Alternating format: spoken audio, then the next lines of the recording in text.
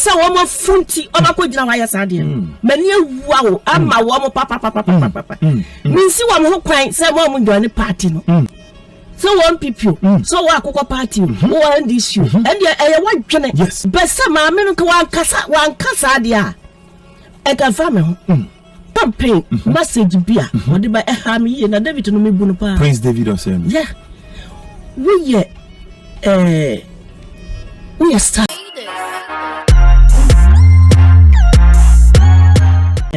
first ni say aban emoaye won no man nkete bi em panyimfo gusho ne aban a omudi ho nkomo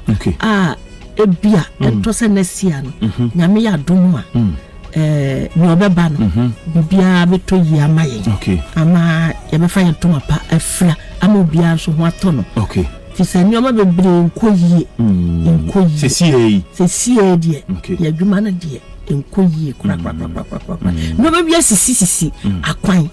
ama yenso medical kasa ya mo eduma no ho ba ya sisi pillars wo amfa fence ankura ho ye jemu basa na obia bo wura mu so ya garden no one fence ya emo bia wura e didi mu se mo ban so mo se garden ya ento mu wura mu ye eduma no poto ni ensem fata nyina ebe mu intino ema eduma no etosi kakra abaya famu no ede na wasa aban ne yede boamo a wanya moamo ne nyina ka wama adwuma na ebasa eno de me pese me kan wa because penifo eguso woni aban kasa na say aban so ayi ekoto abadwo de ya o na me se de obeba de onyankopon be yi na ma yes ba 4 years we de mo no ma no se de na mo hwe no mo nya na sa dabi ntimu begina so de ato aba na say mo reasons so for mo to aba na bi akwa to aba na bi de me ya gana ni ntu to aba me ya gana ni ala men to aba say ne indirectly no say de wo kan asemi no man ko ye 4 years de ende obesisam Romeo me ka aba to ho asem wa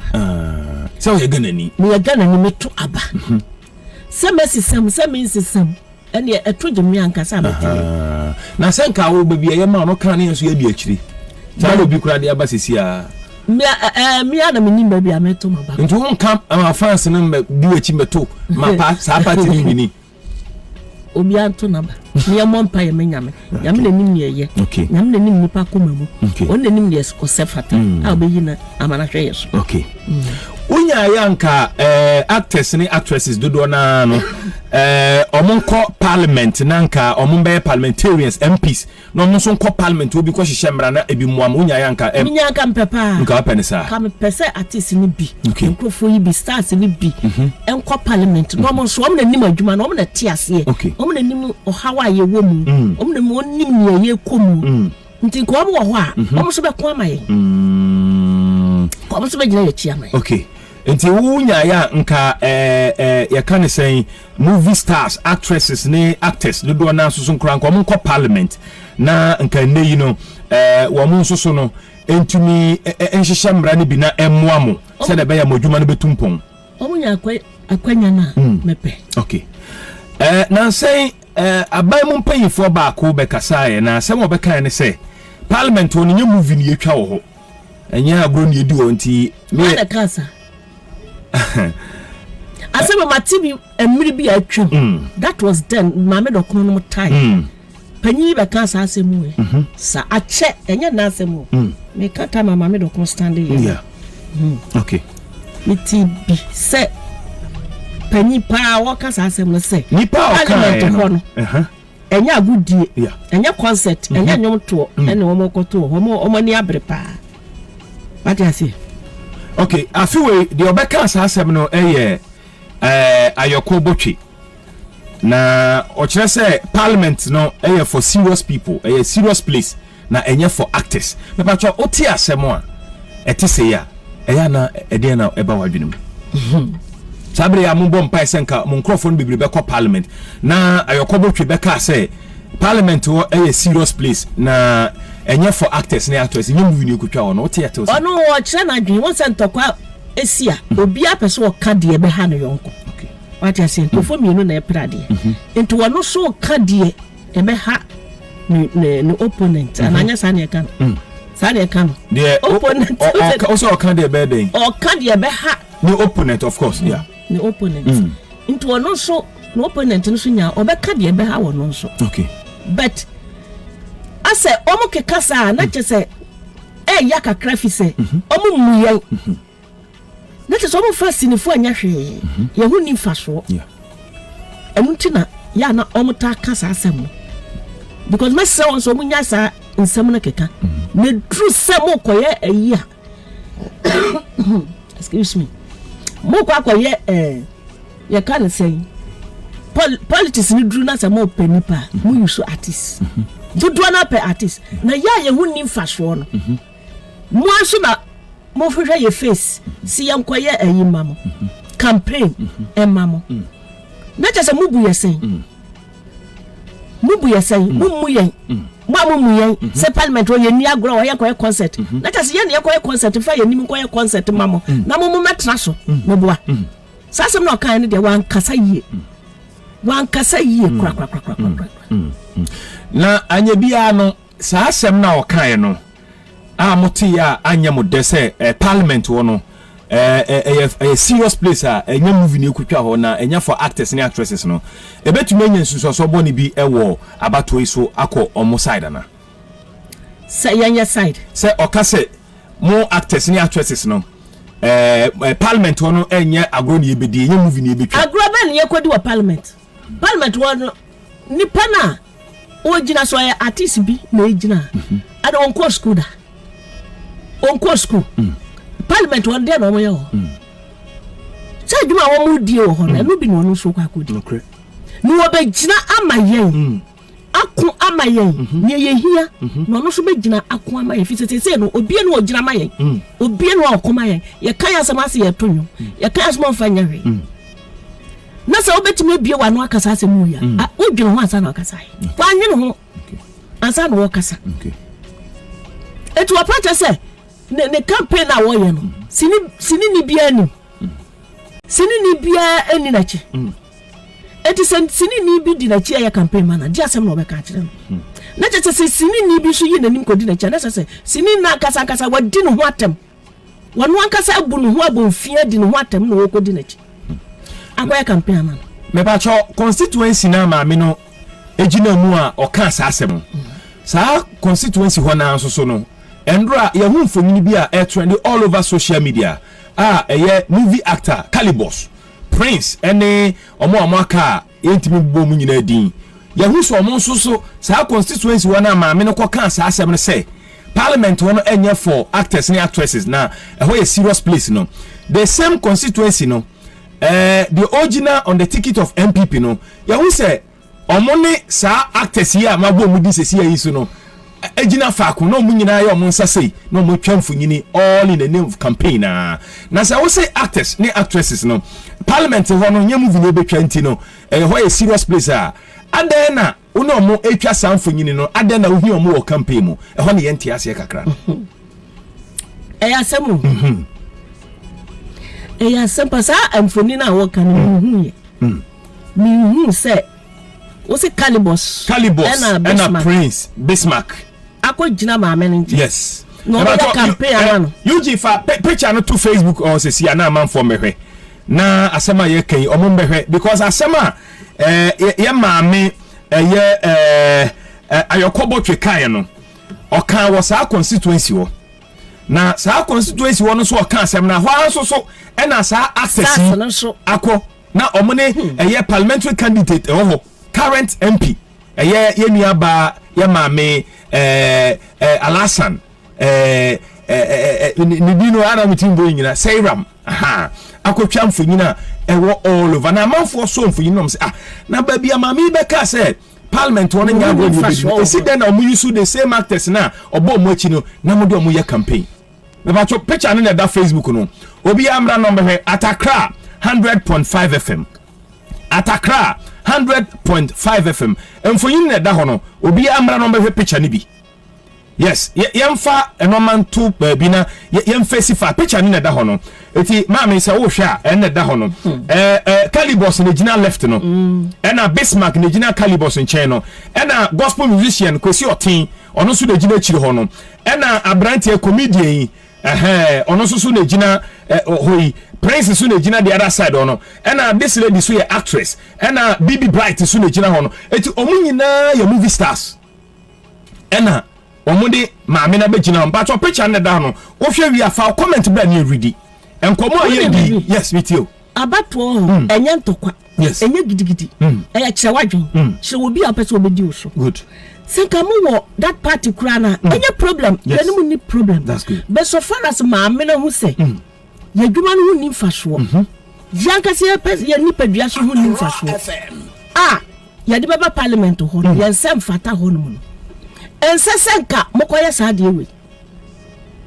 mani ewu ama won papa wani ewu ama omo stars no ye di wo matemu a ese wo mo frunti obako gina wa ye saade mani ewu awo ama wo papa minsi wo mo kwan se mo join party no obi a won party good fine good so one people so wa akoko party wo and issue and ye wadwene yes obi antimi season besa maame no kwa wankasa dia e ka fa me ho e bia picture wo mutwa sa na maame ne be kasa dabi picture we andro ya we nche bi andro ya unim hu David kura na yibi ni campaign message bia wode ba ha me ye na David no mebu no pa Prince David Osen yeah we ye star obi a show ukwa campaign obi ansi ukwa obi atumi bowura party bia wope eye ne campaign obi our choice yes eye free obi atumi yensi obi ahokwa na wukojira platform so eje eyi kase wonye jimifo na watu abako seya wow dia asem na wo pa kire dia asem na wo pa ka wow ebi no tese minima dia just no more they are calling for war omo pentokwa wonye jimifo anti other parties we just a reply enya tokwa na modeba of course kansema beto nipa so kansema be sakra nipa kansema ubetimi atwi nipa adwene aba party no so na wuko gina ka wonye jimifo na watu ama party seya wow ada why unfortunate sika ahia ne ade ama ahia ne ade ama wuko gina ka kansen sebi nsema hunya na dia wo mo ye no mo hwe yie o mo hwe yie na bibia wa hyase bia no e wo na hwe yie wo hwe afonsa so na wo hwe wodi okay o ya de no adwen ho akwakire enya na obedi amen enya na wo be hye ana na obenom na ochina yeah de wo ye bia da ho ma de wo ye bia enchini ma e hwe wo ma yes uni makro obewo yes mami obi kura ka se ka baby mpo a nka se de ye nyina yenim se movie industry no egu na akofoma to the sense ze bibia nweke no anka yenya ye nua movie star ene ye mfa party okura nto nchen the fact is say oka ye ho na opese okọ parliament na okọ boama ye industry ho ne ye no senka baby a e wo senka industry for nyina rally behind him na de edu presidential na obekọ akoto ama party atoma party nanka make sure say unua no be parliament na mo ahwede obetimi wo ya say no ye ho wo wa kirikira wo hu se bia eben but wo dura obi asisi ne ba bi sa na tie because nka de o ma ye e ko mo nya da ko mo di ma mi na chio so mo pena samu so mo beto ama no ko mo ma out mo ye ka FM wow dadi ama ye mu huro nipa ana mo ye den yeah mu huro nipa aso mo hu na mo na ne sere bro say kenken kwa o ma nya de me de to be frank see ama mo billions kwa ma nya de mo be di amanasa yeah mo be di ses kana manasa mama okay to aso mama say ujana no aso yes ujana no aso because now obi ka say mo be we kura nka mo different constituency enya ba bia mo nua ni jina munua nkasa gina wo be ko ama mo obegina ama mo yes numa ko gina ho chese mu huro no mu firi ho a anoma kokone kune mu konsuo ko fitinsuo no ba bisa se hwan na aye we mu wia na mo ne na kwa akokasa mu huro na na se dia woni ma me na nya ma me na adidi na tem ama bia kan yan sinifo mu sinifo na mo fu ni mo dufu dia penti no mako ta na chi na mu huro no wow me hu dia men kakra bim me ba cho obetimi the comments abani ready messages e ba no do so pa na messages a me nya no do so we efri ni nua ba fia wa say the point in say actors no munye united. Yes, it's true. But some munye united. No cra. Na o say senka ye was serious actors guild or Ghana ha. Nka sa no ma we kura ensi. Nka ma me no be kasa tia ye no. Nka obi be sori akasa. Nka mo be sori kura mo mpanyifo no mo kuo no kura be sori abe kasa tia say no. Na da ye sini twafo no say be ye de concert ne ye ya na. But be sini. Na say obi ye concert o ni nipa. Yes. Concert o entertaining wa man no. Ye entertaining wa man no. Enti ye nipa ye wo me. Ye ni di ye ni muhio. No obi aba be kasa asem kasie we atomo so. Say ye hu ni fa so. Ane na adwuma mo ye no mo ko support no mo jai. Munya sinitwa na mo ko di na chi. Fi say ye hu ni fa so. Na artist guild aye di obi anto letter nkoma no. Obi anka hwe president wo ho. No mo hwe. Eye. Michael Julian Waters was say Amina Musa say, "Mommy, you look beautiful. I love you so much. You are wonderful. God bless you. You are a great mother." Linda A. Ajman or say, "You can you good pa." And Nado Clement say, "We thank our mother for her advice." Almost say, "What advice no? Omuni ajihun." Agban Obia. Some you NDC nia na aban bananya. Chinchirachi. So far as I won one this am NDC na say di achiri. Anasa me MPP nia. So far as MPP no da me so no dey say di achiri. Asi akari, yes hwe. Na ayami yawo. Oh yeah, say yeah. Ayami ja papa ma di wo mo ho yawo papa. Yeah. So that means say na di wo mo ho yawo. Say the number so much you say going forward no we actor na actress a untumi me gina say person ko parliament. No way. Asem na mama na kan sa no person. Sa na eda hodeda. Yes. Eda hodeda me say mama do contest me. Sa na ka kire no. Me say me body penny mo fa. Yes. Okasa concert ni ekoye no. Na just e won nimfa so. And so mo anso no mo use for campaign no. Enya kwase abu. Enya kwase abu. Ya funti, ya nwene ankwachire, ya penene, ya tams kama Obama ba akoye da so. Obi abehu say e campaign man da. Obi abapen. Bebre. Ade na wanye. Me nye. Adentia. I'm for Ghana. Mi jahoma Ghana, mi jahoma omaino, mi jahoma yenchinima. Nti almost ka say gina campaign man no. Eno no nya ba odwen omaino ho first. Odwen omaino. So obia de be obia ho beto no. Anya me nko ami yedi. Wow, akasa o. Oh, dwen omaino nya wo Christiana Awuni yedi. Open de omani nyina ho beto no. Etina me te bola so. Tira un si fie. Me te bola so. Wow.